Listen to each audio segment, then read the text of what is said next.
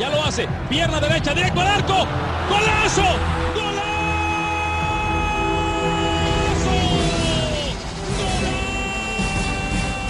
The world of football with a soccer perspective. This is Soccer Today with Duane Rollins and Kevin Laramie, live on the Sports Podcasting Network. Good day, good night, and welcome to Soccer Today. Hey, yo. Before we get started, Duane, I have a little survey for you. And I want to talk about how many of you are here to talk about the Premier League? And how many of you are here to talk about Major League Soccer? Survey says one more for the good guys. Now, moving on. That's a little weird intro you're going to say, Duane, and I believe you. But, a little shout out to a fixture of my childhood, the man himself, toothpick throwing, Razor Ramon, Scott Hall, has left the building yesterday. A little shout out to start the show. Hey, we talk about wrestling a lot on this show, and I don't. That's when I checked out of wrestling, is about that era. So, obviously it was affecting a lot of people. So we wish them well and hope everyone's, remembering the good times when it comes to this gentleman who I don't remember professionally, but always sad when you hear someone who mattered to people. Especially the way it happened, because he went for a hip replacement and then there was complications that led to heart attacks and then to the conversation we're having. But Scott Hall, fixture of a lot of us, and I know there's a lot of the Venn diagram of wrestling, of lapsed wrestling fans, because of course I stopped following this a few years ago, but of wrestling fans and soccer fans, there's a pretty big intersection of the two Venn diagrams. And today we have a little thought to Scott Hall as we start our Tuesday edition of Soccer Today, because Tuesdays are for Europe. Cue the techno. Here we go. Duane, today we're going to talk about relegation. We're going to go through the top 5 leagues in Europe and look at the relegation battle. Some very interesting names in battle contention. We're going to talk about that from the Premier League, the Liga, La Liga, Bundesliga, Serie A also, and looking at the different battles and the possibilities of seeing maybe popular teams going down. And we can start with the most followed league in the entire world, the Premier League. Duane, 3 teams are in the relegation zone as we speak. That's Watford. They are 18th right now with 22 points. Burnley is 19th with 21 points. And Norwich is 20th with 17 points. Their last 5 matches is 5 straight losses for the Canaries. I think we can safely assume that the Canaries are going exactly the way of their real-life counterparts, and they're going extinct in the Premier League later this year. Save the Canaries. That's sad. The Birds. I mean, the football team can work itself out.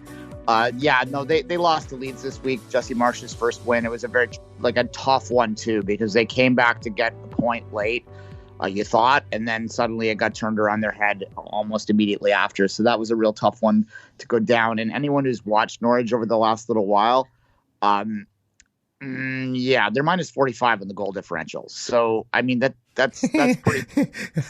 Say what? Yeah, I mean, the next... No. Minus 45. Okay, the closest other team in the Premier League is Leeds United at minus 34. And then there's another gap, and it's minus 26, which is Watford. And Burnley is 19th, yes, but they're only minus 16. That's the best of the worst, I guess, in differential. So minus 45. Wow, I don't know if that's a record, but that's definitely impressive.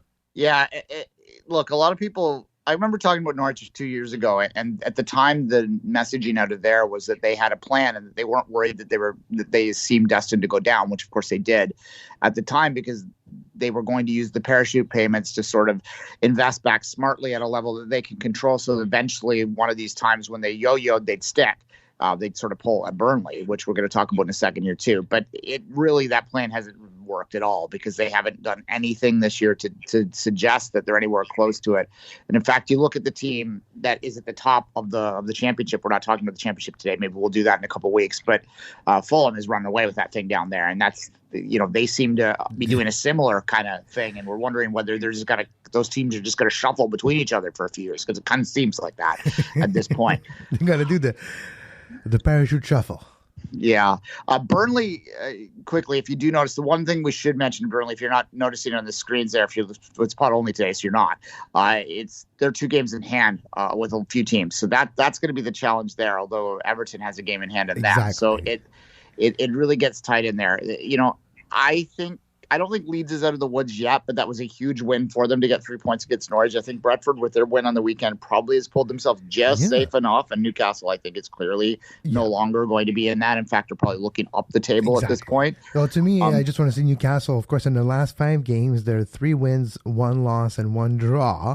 And they're going to have more wins and draws until the end of the season. Their roster is a lot better now than it was just a few weeks ago. So I am expecting Newcastle to trend up. Brighton might be trending down, unfortunately. But like you mentioned, Brentford, Everton, even though Everton has games in hand, so something's got to give. Leeds is not out of the woods. So it's Leeds, it's Brentford. Something's got to give. And Burnley might have a key out of the relegation zone, which would leave Everton exposed. But they have games in hand. So yes, the Bees or Leeds could be in the weeds. Yeah.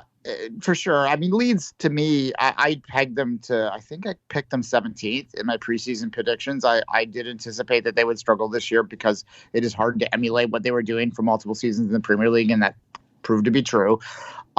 Now that Jesse Marsch is there and has turned things around a little bit with a win after a couple losses, then maybe they can keep going. I don't think they're out of it yet. But the real big story down there, with all due respect to Norwich, Burnley, Watford, or Leeds, no one would have been shocked at the start of the year if those folks were relegated. Maybe Burnley a little because they have become a fixture in the past few years. But by and large, they're a small club that has been punching above for a while. So, eventually, like Stoke a few years ago, they kind of remind me of Stoke. They kind of came in the same time Stoke came out. So, maybe Stoke will come back up eventually soon to rejoin them, like the flip we've talked about Norwich and Fulham. But with all due respect to those teams, no one expected. Everyone would expect that it was possible for them to be around there. Who no one expected is Everton. Everton's spend, usually, you read Soccernomics, the one thing that they drive home constantly is that the biggest correlation is salary spend. Generally, the higher the salary spend, it correlates with where you're going to finish in the table. Everton's that's not the case. They've got some really high paid players there. They just have an island of misfit toys, and it's not working, and they're stuck on bad contracts. It's almost like an MLS story, right? Like the contracts don't work, and now they're staring at it. They have not been relegated, Kevin, since 1951. That's 551. So that's a big story that they're down this low. I don't think they will get relegated, but they're not out of the woods. 22 points. With 26 games played, they only have 6 wins, 4 draws, and 16 losses. Their differential is minus 19, having scored only 28 goals. This is a shadow, just a tad above 1 goal a game average. 47 goals against, though. That's where the minus 19 comes from. 4 loss on the trot for Everton, and that's where it becomes complicated. But it is murky waters in the middle of the Premier League because all the way to 10th, they could be even 9th, 36 points. They're just a bad run away from being in trouble, all the way to Aston Villa. And that's where you never know what can happen because 36, 35, 34, 33 points. That's Aston Villa through Brighton, 9th to 13th. And that is a pretty dangerous position because Newcastle's going to go up. Leeds going to go up. Brentford might be just okay, but a few wins away. If they continue their streak they're on right now, they're 2 straight wins. Brentford is literally having a bargain in Christian Eriksen, and that will make them even better. And we'll see them climb up that table. Someone's going to have to climb down.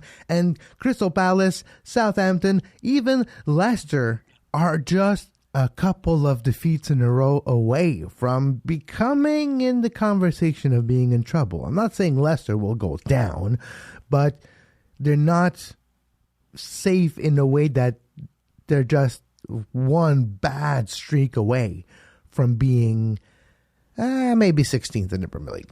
Yeah, I think maybe what you're seeing with Leicester this year is that it's kind of it's a bit of an echo generation in the sense that this is the last sort of gasp of some of those guys that were hanging around when they won that dream title a few years ago now, more than a few years ago. It's 2016, right? I think it's 2016 anyway. I'd have to check it for sure. But yeah, so that's a while ago now. And so most of those guys that moved on, the ones that are still there are not at the same level. Jamie Vardy would be the most obvious example of that.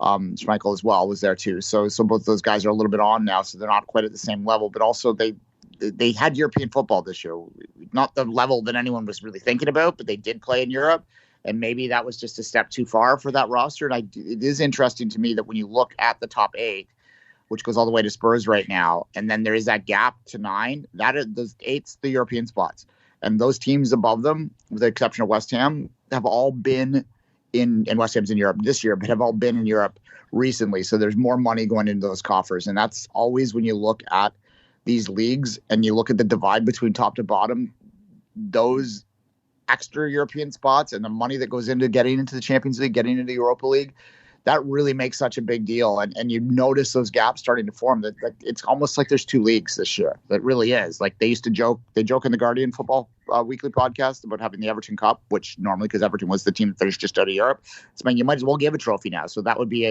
this year, it'd be the Villa Cup. So there you go. Yeah, and we'll see if that sticks.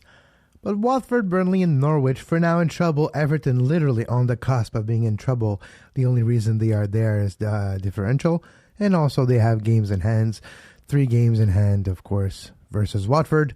And 2 with Burnley.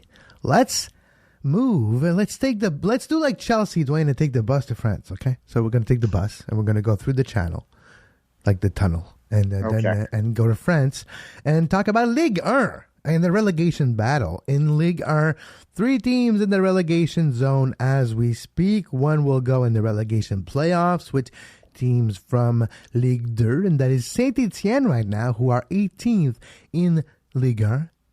19th is FC Metz, and Girondins de Bordeaux, 20th, dead last in Ligue 1. They have 22 points. They're only 1 point behind Metz, and Saint-Etienne is 26 points, 3 points ahead of Metz. That's your relegation battle in France. FC Lorient, 27 points. They are 17th. And Clermont Foot, 28 points.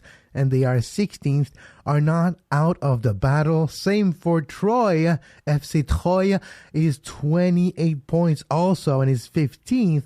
Those teams are in the relegation zone conversation. But Angers, the small club that could, is saying, wait a minute. Hold my cervoise, hold my beer. We lost 5 in a row, and we are also becoming part of that conversation. Yeah, fair enough, yeah. The big story with the bottom 3, of course, France, just if you don't know, it is a league that has a relegation playoff game. So it's in Germany as well. So the bottom 2 will go down automatically, and then that third from bottom will play the third from top in the other division, in the second division, in Ligue 2, to see who stays in. And right now that'd be Saint-Etienne, which that's a big story if they were to go down. That's a very historic team, as is Bordeaux. Bordeaux, of course, one of the bigger cities in France as well. That would be a very significant story if Etienne and Bordeaux were to go down, because they're 2 historic teams. Bordeaux they've been in financial difficulty for a while now. This has been on the precipice of a disaster for quite some time. And there are some thoughts that, there's 2 school of thoughts whenever a team that has historic ties like Bordeaux does and has historic success like Bordeaux does is on the cusp of going down when they've had financial difficulties. There's one camp will think maybe it's, a great reset would be okay. You go down, you settle your finances out, you're able to not have to, there's no championship aspirations there. You know what you are. You're just down there to try and get back your glory. And then there's the other camp which goes, well, if you fall down there, sometimes that hole just is deeper than you think, right? And you just keep on falling. Sometimes you never come back. Yeah, sometimes you just never come back, and then you could just disappear. We're talking about a club that is more than 100 years old in the Girondins Bordeaux, and hopefully they can turn things around, which the hole is not that big right now, and there's still 6 games to play. No, there's still 10 games to play in the regular season. Like there's anything else than the regular season. Let's face it. Here, and we're talking about, it's Tuesday. Talking about European football. There ain't no playoffs except relegation playoffs. Well, yeah, or in Belgium, or there's playoffs in Belgium. Or exactly. You're right. There is some. Yeah, that's it for the playoff truthers out there, the playoff haters out there. There are playoffs outside of North America. They just take different forms. I love the Belgian. And they do that in Korea too, where they cut the season in half and then the top half plays each other again. I think that's kind of a perfect kind of combination. I think MLS should do that, but that's just sure. And then half your team doesn't play for a while. Well, yeah, that's the problem in MLS, because they'd have to have a relegation part of that, and that's a conversation I'm not going to have today. No, it's funny. I've muted that conversation on social media so long ago that I forgot that it existed. Yeah, it flares up every so often because people become convinced that it's the solution to all their problems. It's kind of, Pro Rel in North America, it reminds me of like, you get something in your head that if you get a perfect job or a perfect girlfriend, boyfriend, whatever, that your whole world's going to change and you're going to get so much better. You get into the right school. And then it's never quite that simple, right? And then you get it. Like, if I win the lottery, everything's going to be better. Then you win the lottery and it's not better. I've seen it happen. Of course, it's always more comfortable to cry in a mansion than to cry in the streets. But, you're still crying. Yeah. All right, let's move to a couple of teams that are crying in Spanish. I don't know how you say that, but they're crying in La Liga because 3 teams are looking at the relegation precipice.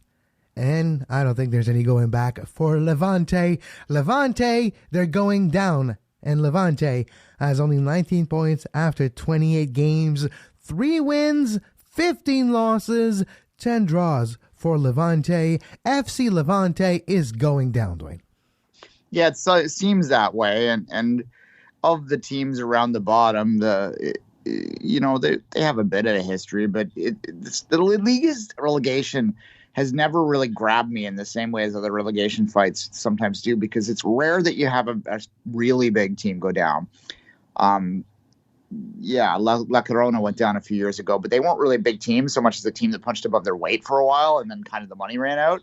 So you don't kind of get that down there. But yeah, it certainly does seem like Levante is doomed right now. When you're more than 4 points, you never want to get more than one game adrift to the team above you. Right. Yeah. That's kind of when you're especially have to run just to catch up, to sort of try to catch up. It's never great. It's like a dog running after its tail. But no, they're 6 points. They're 5 points behind Granada, who's clear of relegation zone right now in 17th spot. Alaves is 19th and Cadiz is 18. It could change. Cadiz has 4 wins, 12 draws, 12 losses. Alaves has struggled. They have 5 wins, though, but they also have 16 losses. They've lost close games and weren't able to get draws when they could.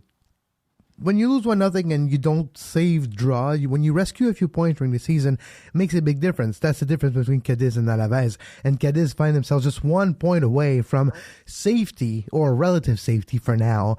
Mallorca is 16th, but Mallorca have lost their 5 latest games. They are trending downwards, and if we look closer at the metrics, they have a minus 22 differential. They've scored only 26 goals, which is in the last percentile of La Liga right now, and also conceded 48, which is the second most in the entire league. I wouldn't be surprised to see Cadiz move out of the relegation zone, Granada stay where they are, and Mallorca over the next few weeks go down to 18th and be in the relegation zone. Yeah, certainly that's the other team you look in there in terms of form. I mean, Venezia is not doing very well either right now in terms of form, but they're probably safe with 32 points. The thing about La Liga is the top half of the table is considerably better than the bottom half of the table, so you can't see those teams at the very bottom getting very many wins. And in fact, even like some of those teams that have been struggling a little bit earlier are kind of picking it up again. We're not really here to talk about the top half of the table today, but Barca has actually passed Atleti this week, or a couple weeks ago now, actually. They're having goal dip, which, no one's really paying much attention to that. And certainly the title race is pretty much over in La Liga. But the reality is that there's not going to be a lot of upsets. There typically isn't. And yeah, I think you're probably looking at the teams that are likely going to go down within what we mentioned already. I agree, and I believe so that we're not going to dwell on La Liga, but we'll come back in a second and talk about the Bundesliga and the Serie A. We'll look at the latest or the last two teams and leagues in the Power 5 in Europe and more after this short break right here on Soccer Today. You are listening to Soccer Today. Follow us on Twitter at Soccer Today SPN and like our Facebook page, facebook.com/Sports Podcasting Network. You can find the podcast version of all the shows we do on iTunes, Apple Podcast, Google Play Store, TuneIn Radio, iHeartRadio, and anywhere you get your podcast. Guten Tag. It means have a good day in German, right? Because right now, it's time to talk about the Bundesliga. Grender Frucht are 18th, and they're looking at the bottom.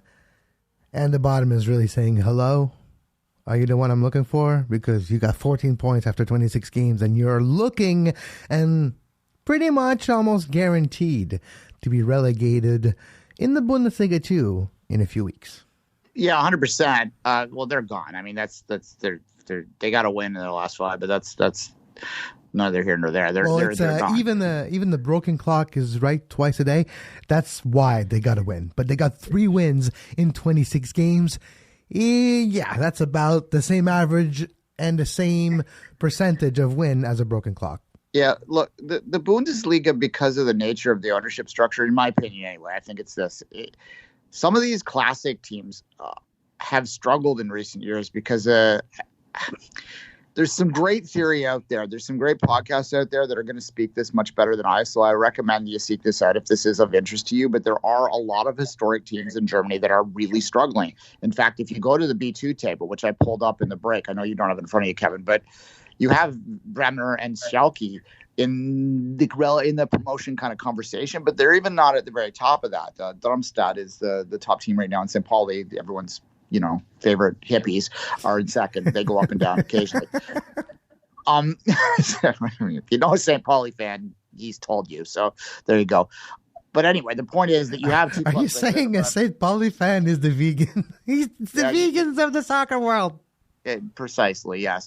But Werder Bremen and FC Schalke are like two of the biggest and most historic and successful teams in Germany, and they're in the B2 right now, right? So this is absolutely, it's possible to go down there and stay down there and not even go up right away. Schalke is the second largest membership club in Germany behind Bayern Munich. They are 5th in the B2 right now. So when you look at, and this is all set up for me to talk about Hertha Berlin, which is absolutely a mess and has been for a couple of years right now, and are very much in trouble at 23 points right now in the automatic relegation spot. Germany is another league that has the playoff relegation game. So Stuttgart is in that spot right now. Yeah, this is a story, and it's a story of why these historic teams struggle. Sometimes they fall down the table and they get lost. And there are a lot of German teams that were very successful eventually, or in the past, that are no longer anywhere to be seen. If you watch some of that material that's out there talking about that, you can get a little more information on that. And part of that had to do with the 90s when East Germany was emerged. And most of the East German teams that were successful are gone, basically. I mean, Union Berlin is one of the rare exceptions that kind of fought through it, but even they spent years and years and years below before they finally got promoted a couple of years ago. So yeah, it's an interesting thing. Like, everyone holds Germany up as this great beacon of 50+1, fan ownership and all that sort of stuff. And there are great things about that. Yeah, but I do think they never win, no?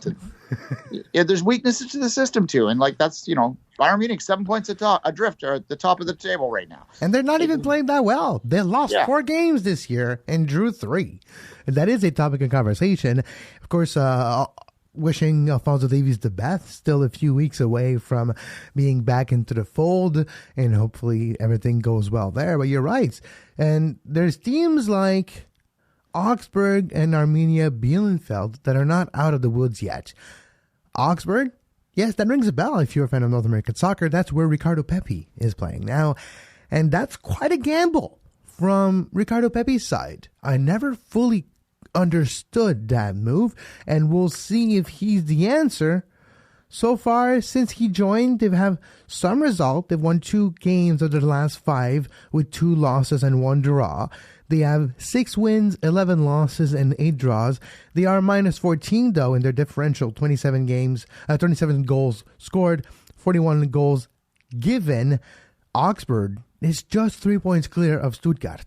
Augsburg could be in a relegation playoffs. It's not over, and it's not safety yet for Ricardo Pepi. No, 100%. And, there's one argument that playing in a relegation battle can toughen you up a little bit, but the U.S. wants to make sure that their players are getting consistent minutes right there at that particular position. That's their Achilles heel of the U.S. for sure in qualifying, although they're safe, guys. They're going to be qualified by game 2 of this cycle. I agree. I don't know if you're aware, but a quick update on Alfonso Davies. He did actually train for the first time on his own, but he trained for the first time 2 days ago. So that is some good news there. I'm pretty sure he's not going to be available for Canada's World Cup qualifying. Yeah, and we don't necessarily need him either, which is great. We saw that in the last cycle, which is also something good because as much as it's fun to play with that type of player, the rest of the team will gain confidence. And when he's back, everyone is actually going to be a bit better because they played without him and played well without him. Let's speak of the team that could be in a relegation battle. And the Bundesliga is very tight at that position. Yes, Arminia and Augsburg have 25 and 26 points respectively. But Mönchengladbach is 13. They have 30 points. They have a 4-point gap, but they're not out of the woods. And that is really tight. Mainz, 34 points. They are 10th. VfL Bochum, I'm probably butchering that name and I apologize.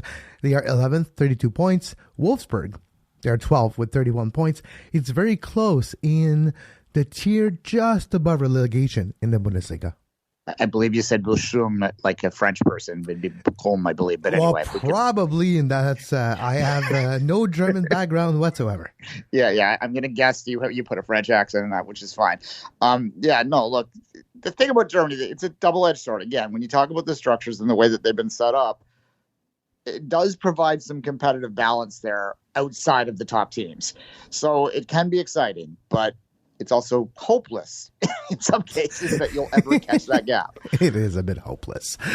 All right, let's finish the show by talking about maybe the number 5 or number 4 league, depending on where we would classify La Liga at this point. But Serie A is an interesting battle for the relegation zone. Teams that have been popular, like Venezia FC, are right now 18th.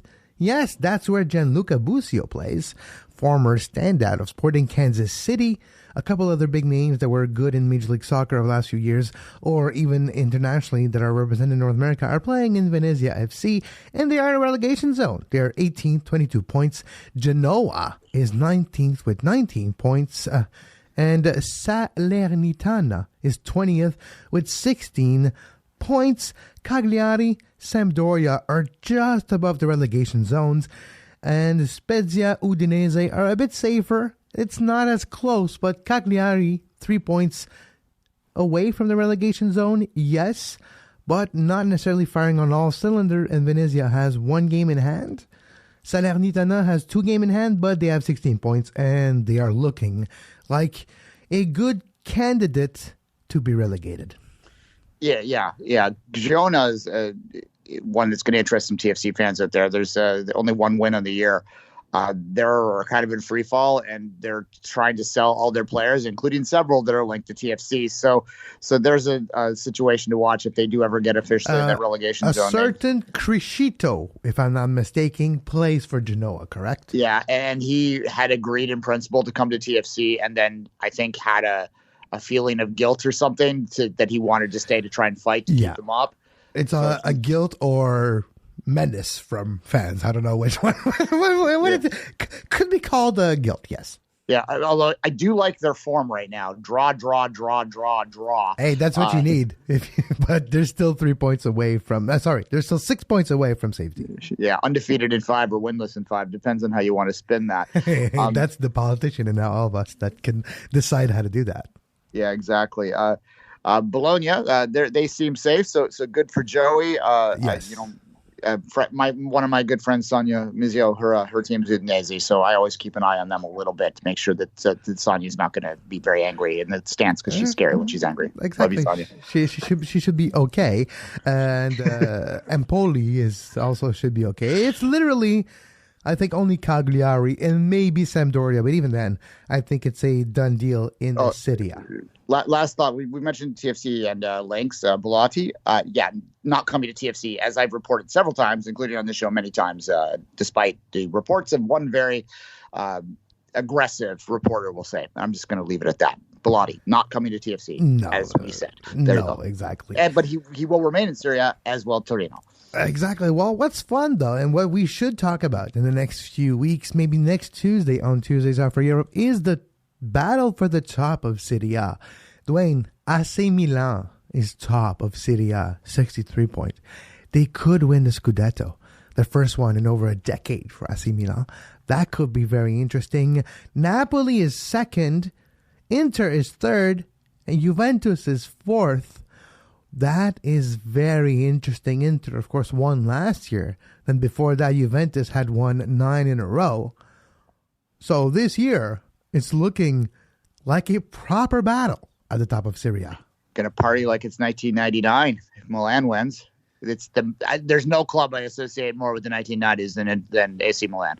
Inter Milan too, but AC Milan in particular, because those great teams, and those are the first great teams that I can remember. Although I like many people worldwide, and it has to do with Maradona, likely have a soft spot for Napoli. Also, the pizza's great pizza.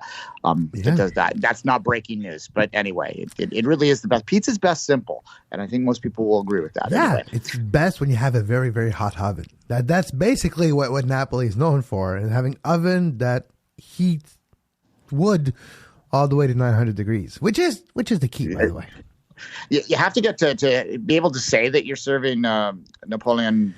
How do you say that? It's, Napoli pizza anyway. You have to get an official approval from the Napoli Pizza Board. There's only 3 in the city of Toronto that have it. There's a great one on Lakeshore. If you ever, they have to measure your oven, and they have to look at they literally have to measure everything. It's very interesting. But you're right, and I want pizza now, so maybe I'm going to order some Napolitana pizza for lunch. Yes, yeah. Don't tell my trainer. If you go down to Lake or Park Lawn and Lakeshore, right there, great place down there. Little walk-in, got a little patio with 17 degrees on Thursday. Highly recommended. Don't go charging on amateur day and say I bet you're glad you're not working this Thursday, Kevin, because you used to work in the hospitality. Oh yeah, you probably hated that day. Exactly. It's I guess it's St. Patrick's, but no, it's a different life. Yeah, so that's maybe that'll be I'll treat myself to some Napoli pizza. Yeah, this Thursday I'm busy. It's March Madness, so I'm not working anywhere. Oh my God, March Madness starts too. It's going to be 17 degrees Celsius here in Toronto. The pandemic restrictions are getting lifted, and we have St. Patrick's Day for the first time in 2 years. I think the city might burn down, Kevin. So the city might burn down or just drown and just be drunk. The entire city will be drunk. And that was probably going to be the case around the world. Until then, of course, you can follow us on social media at 24th Minute for Duane, at Kev Larman for myself. We'll be back tomorrow with a brand new edition of The World of Football with a soccer perspective as we break down the latest news in North American soccer tomorrow. You can find the podcast version of this show everywhere you find your podcast. Thank you for subscribing to our YouTube page at youtube.com/sports podcasting network. You can leave a comment in the comment section below, and you can suggest topics for next Tuesday for Tuesdays Are for Europe. But as always, until next time, for Duane Rollins, I'm Kev Laramie. Have a great soccer. You can find the podcast version of all the shows we do on iTunes, Apple Podcast, Google Play Store, TuneIn Radio, iHeartRadio, and anywhere you get your podcast.